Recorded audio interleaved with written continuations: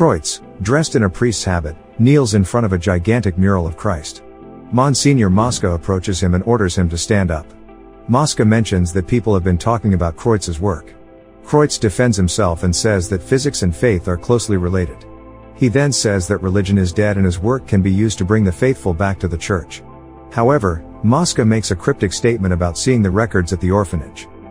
Mosca orders Kreutz to open a door and they both step in. Mosca calls Kreutz a man of science who became a priest when he needed funds for his research. Kreutz's assistants are waiting for them in the room. They are gathered around something. The assistants spread out and Monsignor Mosca sees a child wired and connected with some machine. He is shocked and fingers the cross hanging from a chain on his neck as he exclaims. He moves abruptly towards the child but is restrained by Kreutz's assistants. Kreutz takes Mosca's staff and hits him twice as he falls. The young bioengineers introduce themselves starting with Dylan, followed by Agnes, next is Maddie, who is followed by Rollo, and then Jackson. They are all research students of DXM Academy, founded by Kreutz. They are given a chip, which they place on their necks. Jackson is at his computer watching a man calling out for help. He swipes it away and leaves. The next scene shows Agnes in bed as an alarm wakes them up. Jackson navigates his way through sleeping students on his way outside. He wakes Dylan and Rollo on his way out. He goes to his office. He sees a speck of blood on the floor and stoops to examine it when the assessor walks up to him. Jackson tells him that he is early by way of greeting and walks to his workspace. The assessor questions his choice of team members. Jackson explains why he chose all of them. For Rollo, he says he chose him because of his laboratory skills and experience. He says Dylan is good with emotional mapping. The assessor calls them deviants and devourers. Jackson goes on to explain that he chose Maddie and Agnes. The assessor ends his questions by saying they trust Jackson, which is why he was given authorized access. Jackson and Dylan watch a video of an experiment carried out at an American military base. In the video, the first man was able to control the brain of the other. Back at the academy, all the team members gather around a paralyzed dancer named Voltaire, who will be the subject of their experiments. Jackson tells Voltaire to use his mind to raise his hand, but it fails. The scene switches to the assessor telling Jackson that the management of the academy is getting impatient after 2 years of no results. Agnes is watching a colony of bats flying high above the buildings. The bats come down and fly past her. Dylan approaches her and she searches his pockets and takes a sachet of what is presumably a drug. Maddie steps in and takes it from her. Out of earshot of the others, Rollo tells Jackson that Agnes will not be able to pass through the security checks because of the drugs she has taken. He also says that security at the academy had never been this tight and that whatever they are here for must be big since they were doing complete biometric checks. Jackson says that Agnes will be fine. They all pass through the door, beginning with Jackson. The other watches Agnes comes through. When she passes and gets to them, they gather around her. They notice a security guy walking towards them. Jackson leads Agnes away and the others follow. They are forced to stop by a ring of security. However, the security guys stop them because they are clearing a way for someone important to pass through. The important man is wearing a black hood and sitting in a wheelchair pushed by Monsignor Mosca. All the students are now sitting in a lecture hall while De Silva, one of the staff at the academy, introduces Gabriel Kreutz. Mosca pushes the hooded man onto the stage. The hood is removed. However, Kreutz wears a gold-colored mask on the lower part of his face. Some seconds into his speech, he experiences discomfort at the side of his abdomen. Mosca rushes to his side to help him. However, he declines. Instead, Mosca pushes him from one end of the stage to another. Kreutz introduces his invention, which he named Enoch. It is a machine that operates like the human brain. Kreutz said that he is searching for a group that would be able to dedicate Enoch to their work alone. Before he continues, he is interrupted by a young lady standing at the back of the hall. She questions Kreutz's motives for the creation of Enoch. She ends her short speech by telling the students to wake up, after which she walks out. Jackson follows her out of the hall. He eventually catches up with her on the roof of the building, where she stands on the edge. The next scene shows Agnes waking up from a dream. Jackson is in the room with her and pulls her up. He sits beside her and asks her if she is alright. Maddie walks in at this point and sits beside her. Rollo also walks in. Dylan then comes through the door with pills in both his outstretched hands. Maddie snaps at Jackson to take Dylan out of the room, and Jackson gets up to do that. As Dylan and Jackson step into the hallway, Jackson hears his name. He meters away in the middle of the hallway. They walk towards him. After exchanging greetings, the assessor gives Jackson an envelope and tells him that the master has summoned him. Jackson steps out in a suit and a black car picks him up. In the car, he watches a video of his younger self explaining an experiment he performed on rats. The car stops on a deserted street and he gets out. Mosca picks him up and escorts him down a poorly lit hallway to a door. On the way, 3 hooded figures pass them. When they get to the door, it opens and Mosca pushes Jackson in. The light comes on and Jackson realizes that he is standing over a chasm. He looks down and sees Enoch down the hole. He is fascinated and stoops down to have a closer look.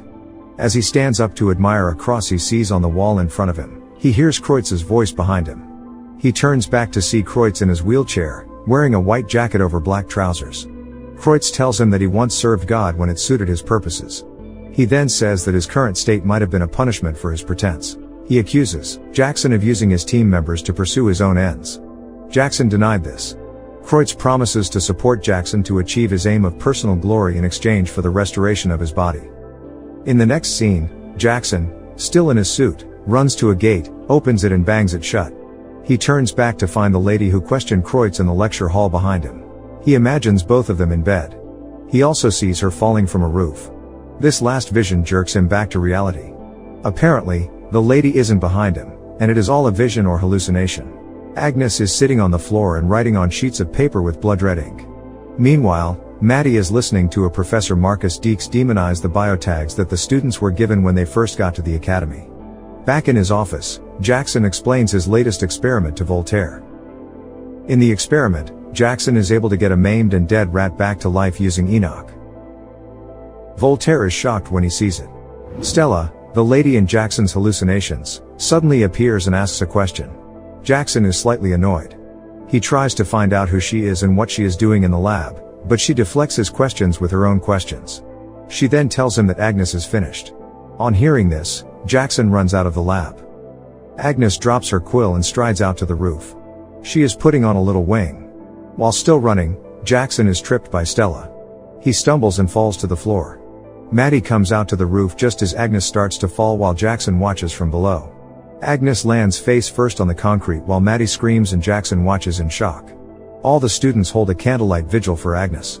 Maddie walks into Agnes's former room. She is sobbing as she does so. She feels someone close and abruptly turns back to see Stella just behind her. Stella is wearing Agnes's bathrobe and Maddie points this out. Stella removes the robe and walks out as Maddie glares at her. De Silva tells Jackson, Rollo, and Dylan that a new replacement has been found for their team. She describes this new member as too brilliant, and she hopes that working in a group will tame her.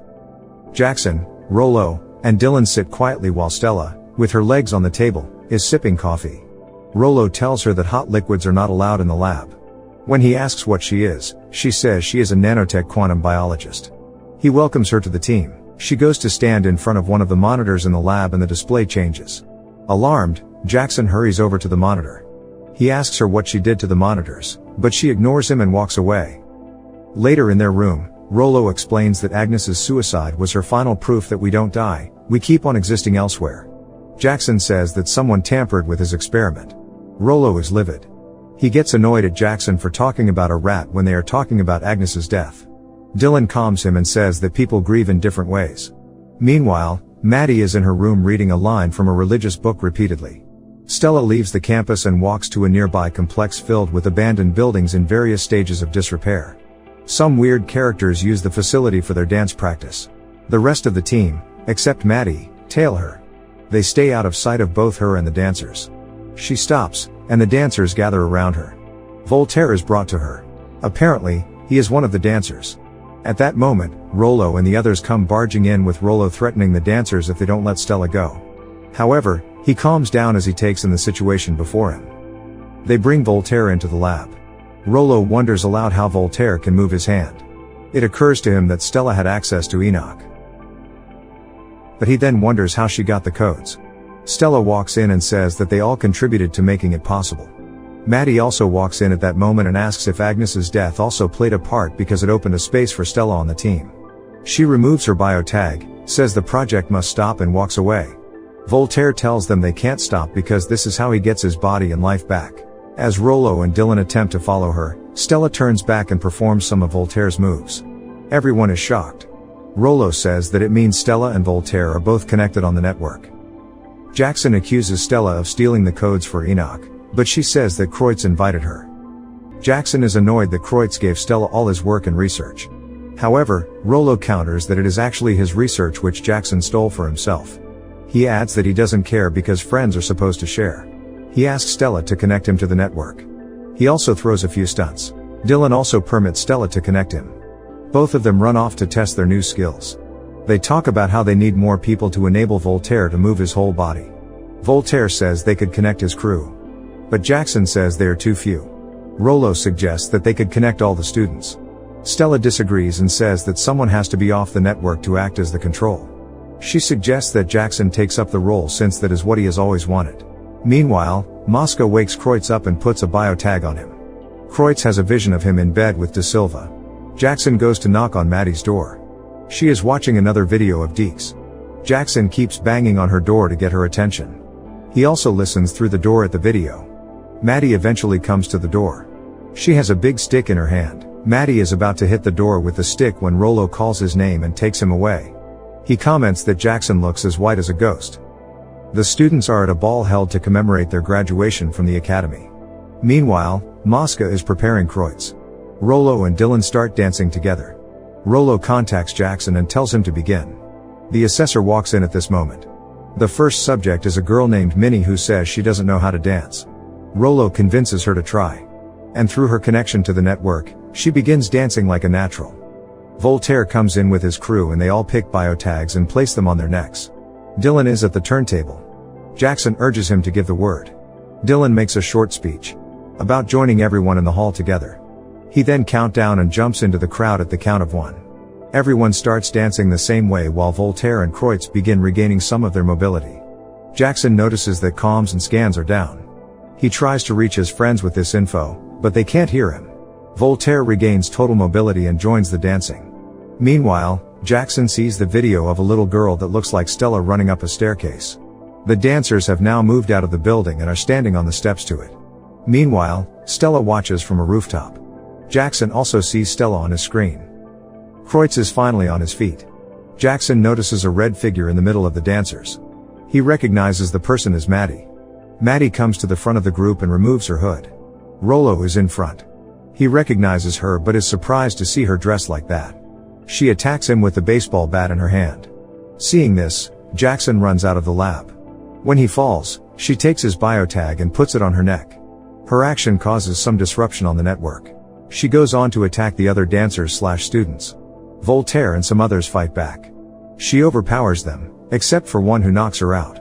Stella is still watching from her perch and displays some emotion when Maddie is knocked out. Jackson eventually gets there. He is intercepted by De Silva, who accuses him of killing all the students because of his ambition. She then runs away. As she runs, the assessor ambushes her. As he starts to beat her, Jackson comes to attack him. He faces Jackson, and they fight. Jackson eventually overpowers him and knocks him out. He then goes to the bloody De Silva. Her last words are, "It could have been so different. You could have been so different." Jackson is standing among the fallen bodies of his friends and colleagues when he sees Stella standing in the distance. He keeps looking at her until he is knocked down by a black car. Stella mouths the words "I'm sorry" and walks away. She walks to where Enoch is kept. She sees Mosca strapped to a bed of some sort. Kreutz walks in. He briefly talks about his struggle to control Enoch and how he has finally mastered it. Stella turns to face him.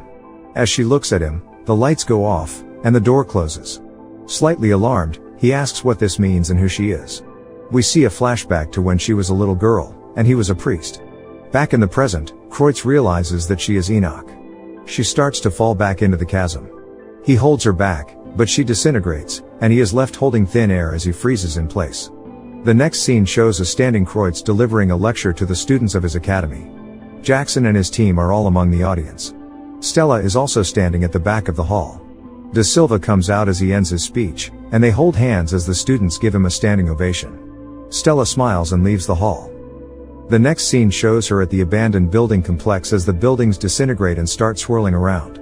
A vacuum appears in front of her, and a drop of blood falls from her eye into it. What do you think of this movie? Please leave your replies in the comment section. If you enjoyed this recap, remember to like and subscribe so that you can watch new recaps as they are uploaded.